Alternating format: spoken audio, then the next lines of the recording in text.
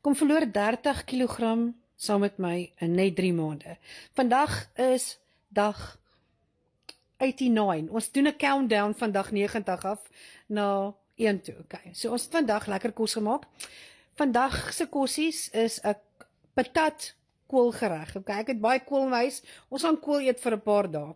Jy braai jou eie, jy gooi jou patatskyfies wat jy dun gesny het by en dan gaan jy tamatie bysit. Alright, saam met jou tamatie, bo op jou tamatie gaan jy die kool gooi en dan gaan ek vir my spesery opsit. Sweet basil, gooi sommer op soos jy dink. Dit is nou nie lepels en milliliters hier nie. Ons gooi net op soos ons dink, dan's oregano en dit is 'n baie lekker slaaitjie hierdie, ofwel warm gereg. Jy kan nie 'n slaai nie, maar warm gereg. En dan laaste het ek die dil opgesit en 'n klein bietjie sout. En ja, ek het mal oor curry, so ek het ons weer vir my so 'n bietjie curry bygesit. Die deksel kon nie opgaan nie, want dit is net te veel kos gewees. So ek het om seker te maak dit brand nie, het ek die deksel so met alles net gedraai so af en toe.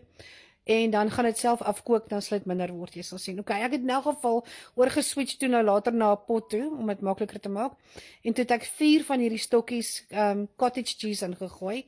Dit maak dit net die proteïene bietjie meer bulk. En dis hy, dit is 'n lekker bakkie kossies, daar is genoeg. Vir meer resepte soos hierdie, ek het 'n hele reeks low carb en Afrikaanse resepteboeke. Dis ook in Engels beskikbaar. Stuur vir my jou nommer hierso in die comments en dan kan ek vir jou dit aanstuur. Dit is op special nou, so drop my 'n comment.